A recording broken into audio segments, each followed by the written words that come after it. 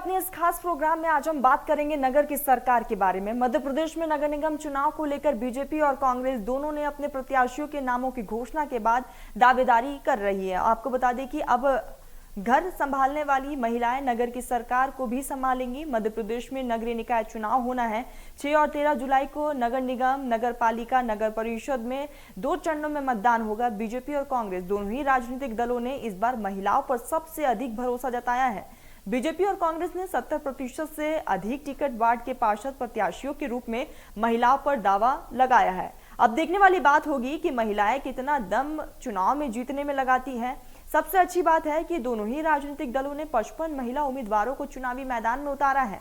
उनमें से 54.11% गृहिणियां हैं, यानी कि घर संभालने वाली महिलाओं को वार्ड संभालने का भी मौका दिया गया है।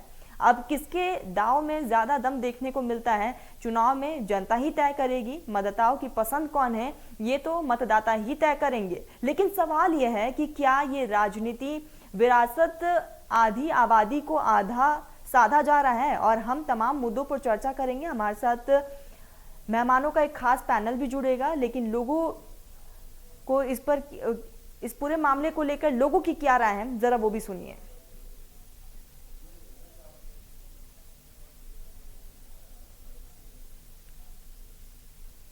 देखिए, मध्य प्रदेश में जहां पर एक समय था कि बच्चियों को बोझ माना जाता था, आज उस मध्य प्रदेश में 1000 पर 970 बच्चियां हो गई हैं, जहां पर 1000 पर 913 बच्चियां हुआ करती थी।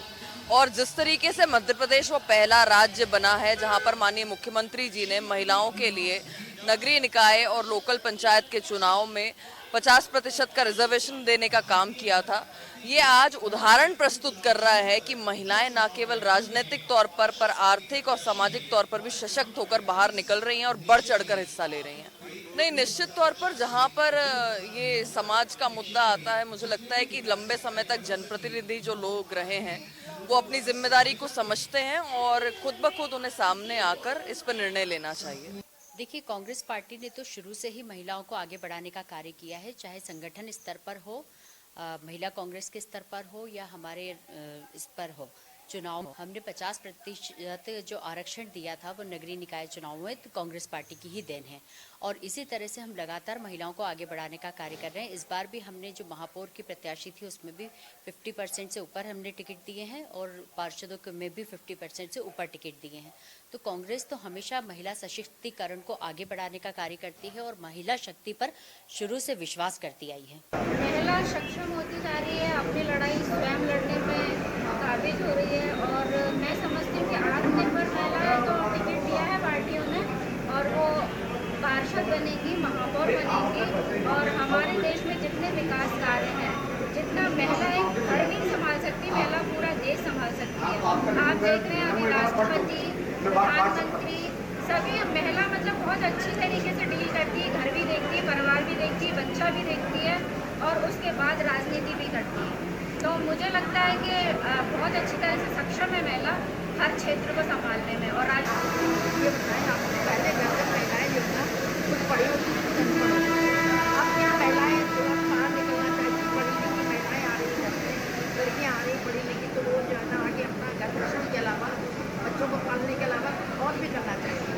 पुरुष के कंधे से कंधा मिलाकर उनको सहयोग करना चाहिए। इसलिए जो है ना हमारी पार्टी की, हमारे यहाँ पार्टी की सोच ऐसी होती है, चाहे वो कोई भी पार्टी हो, कि मतलब महिलाओं को आगे बढ़ाना अच्छा होता है। क्या नाम है आपका? पुष्पा सर। पुष्पा जी, बताइए कि महिलाओं को टिकट जो है इस बार पार्टियों ने ज़्यादा दी, क्या लगता है, महिला सशक्तिकरण है या महिलाएं खुद से आगे आ रही हैं, क्या सोचती हैं? महिला सशक्तिकरण भी है और महिलाएं आजकल बहुत जागरूक हो गई हैं।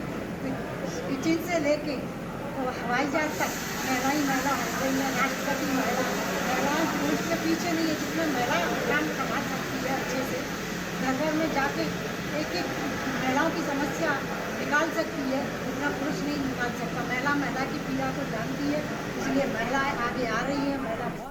चलिए, तो हमारे साथ हमारे मेहमान जुड़ चुके हैं। अपराजिता पांडे कांग्रेस की प्रवक्ता है, नेहा बग्गा बीजेपी की प्रवक्ता है। बहुत बहुत स्वागत है आप दोनों का। नेहा जी, चर्चा की शुरुआत मैं आपसे ही कर लेती हूँ। महिलाओं पर एक बार फिर से नगरीय निकाय चुनाव में दाव खेला गया है, किस तरह की तैयारियां आपकी? मध्य प्रदेश पहला ऐसा राज्य था जिसने देश भर में एक उदाहरण प्रस्तुत किया और 50% की आबादी जो महिलाएं हैं उनको लोकल बॉडीज के चुनाव में नगरीय निकाय, नगरीय परिषद और साथ में पंचायत के चुनाव में 50% का रिजर्वेशन दिया है। और आज स्थिति ये है कि महिलाएं सिर्फ 50% रिजर्वेशन नहीं बल्कि 80% तक का जो ग्राफ है इस बार महिलाओं के हक में आ रहा है और महिलाएं बाहर निकल कर आई हैं। ये स्पष्ट दिखाता है कि महिला जो है सामाजिक, आर्थिक और साथ में राजनीतिक तौर पर सशक्त हो रही है। भारतीय जनता पार्टी ने इस बार ऐसी महिला प्रत्याशियों को फील्ड पर उतारा है जो चुनाव लड़ रही हैं, जिसमें से आप जानती होंगी कि भोपाल की एक महिला प्रत्याशी है जो सब्जी बेचने का कार्य करती है। आज वो जनप्रतिनिधि के तौर पर जनता के बीच में है और साथ में भारतीय जनता पार्टी की विचारधाराओं को लेकर, योजनाओं को लेकर जन जन के बीच में वोट को लेकर जा रही हैं।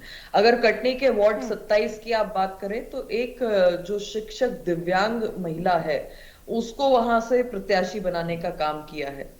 अगर आप देखें तो भारतीय जनता पार्टी की एक महापौर प्रत्याशी वो हैं जो आंगनबाड़ी में जिन्होंने कार्यकर्ता के तौर पर, आंगनबाड़ी कार्यकर्ता के तौर पर काम किया है।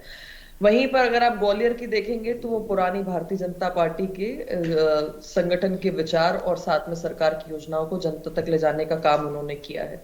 तो फ्रॉम ऑल फील्ड्स ये कह सकते हैं कि गृहिणी से लेकर प्रोफेशनल्स तक और तमाम सारे कार्य करने वाली जो महिलाएं हैं उनको भारतीय जनता पार्टी ने इस बार प्रत्याशी के तौर पर उतारने का काम किया है। और निश्चित तौर पर इससे जो है समाज को एक अधिक बल मिलेगा, क्योंकि महिला वो है जो घर चलाने से लेकर आसमान में फाइटर जेट उड़ाने तक का काम कर रही है। और जब महिलाओं की लोकल बॉडीज में भागीदारी बढ़ेगी तो फ्रॉम द स्क्रैच जो समस्याएं आती हैं, जो डेवलपमेंट का एजेंडा है, वो तेजी से आगे बढ़ेगी। ठीक नेहा जी, यानी कि तमाम वर्गों का बखूबी ख्याल रखा गया है। अपराजिता जी, मैं आपसे अब ये जानना चाहूंगी, जिस तरीके से नगरीय निकाय चुनाव में महिला सशक्तिकरण का कार्ड खेला गया है, किस तरीके से आप इसको देखती है? किस तरह की तैयारियां कांग्रेस पार्टी की?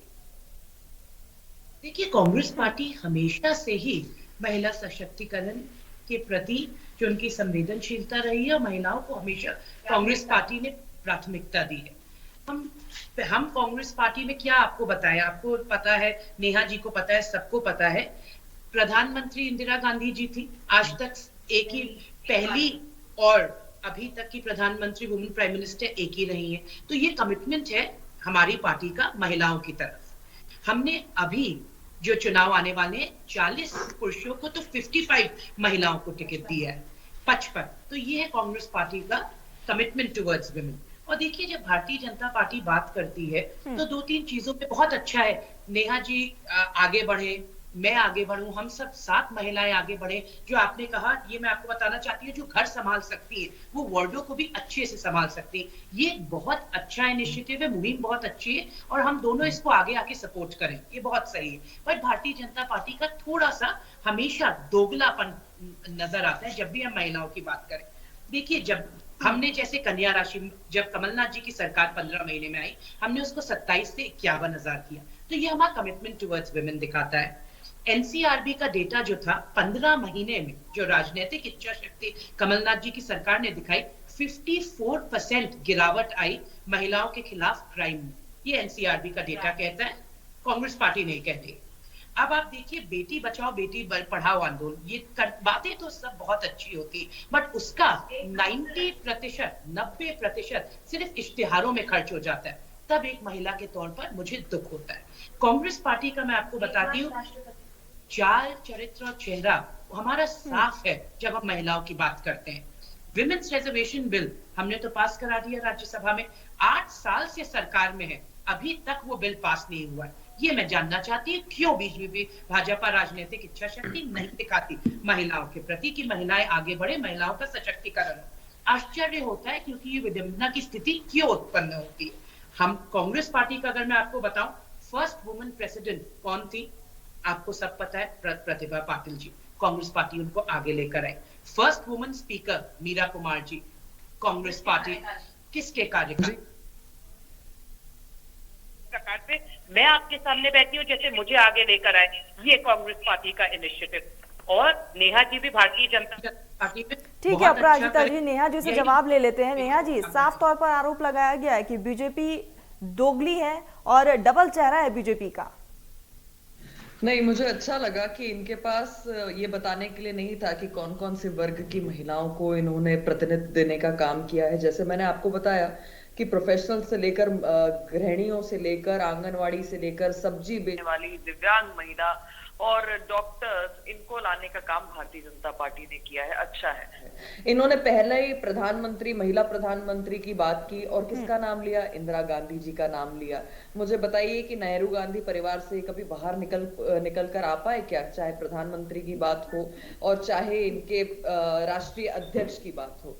तो अच्छा लगता है क्योंकि ये कहेंगे हमारी तो राष्ट्रीय अध्यक्षा भी महिला हैं, तो फिर याद आएगा कि सोनिया गांधी जी ही हैं वो, जैसे इंदिरा गांधी का नाम इन्होंने लिया। पर भारतीय जनता पार्टी ने ऐसा ऐतिहासिक काम किया है। आप ये देखिए कि आज सर्वोच्च पद जो प्रेसिडेंट का होता है वहां पर महिला को भेजने का काम किया और पहली ट्राइबल महिला है द्रौपदी मुर्मू जी।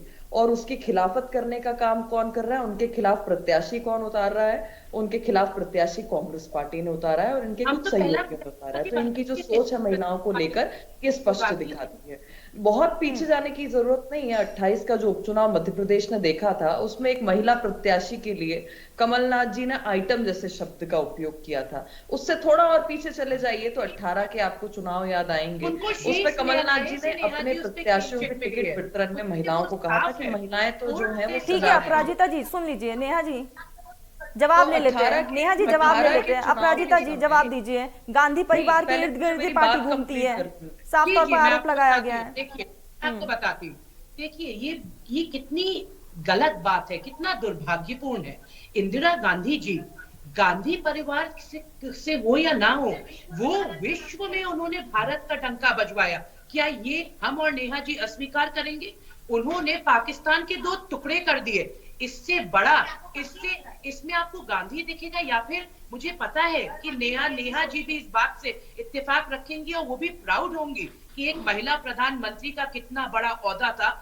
पूरे विश्व में मार्गरेट थैचर से लेकर हर कोई जब विश्व में भारत की प्रशंसा करता था और उनको एक आयरन लेडी कहता था तो उससे भारत की गरिमा बढ़ती थी। तो मुझे पता है कि नेहा जी आज उनका भी लिमिटेशन है, वो भाजपा की तरफ से बोल रही तो उनको बोलना पड़ता है। बट गर्व तो नेहा जी को भी महसूस होता होगा कि इंदिरा गांधी जैसी प्रधानमंत्री इनका भारत ने देखी। और बात करें प्रतिभा पाटिल जी, वो तो गांधी परिवार से नहीं है। मीरा कुमार जी जो स्पीकर है गांधी परिवार से नहीं है।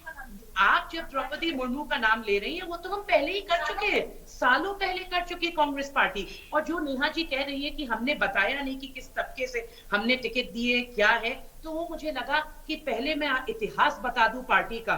और आज जो हमें, और इन्होंने एक चीज कही, ठीक है अपराजिता जी जवाब ले लेते, वक्त की बेहद कमी है। नेहा जी जवाब दीजिए। नहीं, देखिए अपराजिता जी ने बहुत अच्छा विषय रखा। हाँ, निश्चित तौर पर महिला होने के नाते मुझे गर्व है कि इंदिरा गांधी जी महिला प्रधानमंत्री इस देश की बनी। पर आज का तारीख तो याद होगी, 25 जून 75, आपातकाल का वो काला अध्याय जिसे लोकतंत्र की हत्या करने का काम किया था। आज उस अध्याय की जो है सभी पूरे देशवासी जो है उसको ध्यान कर रहे हैं कि किस तरीके से इंदिरा गांधी जी ने लोकतंत्र की हत्या करने का काम किया था। खैर, मैं बहुत इंपॉर्टेंट बात आपके सामने रखना चाहती हूँ। विपक्षियों का गला दबाना हो, चाहे मीडिया वालों का गला दबाना हो, चाहे अपने ही पार्टी के लोगों को जेल भिजवाने का काम हो, आपातकाल में सिर्फ अपनी सत्ता बचाने के लिए इंदिरा गांधी जी ने इमरजेंसी का एक काला अध्याय इस देश में रचने का काम किया। अब मैं महत्वपूर्ण बात ये बताना चाहती हूँ, बचाओ की ये बहुत का काम। ठीक है नेहा जी, एक फाइनल कमेंट ले लेते हैं। अपराजिता जी एक फाइनल कमेंट अपराजिता जी, क्योंकि वक्त की बेहद कमी है। Final comment. 970 बच्चियां हैं मध्य प्रदेश के अंदर। अपराजिता जी फाइनल कमेंट। जी देखिए, इन्होंने जो कहा, मैं आपको बताना चाहती हूँ, इन्होंने इमरजेंसी के बारे में कहा।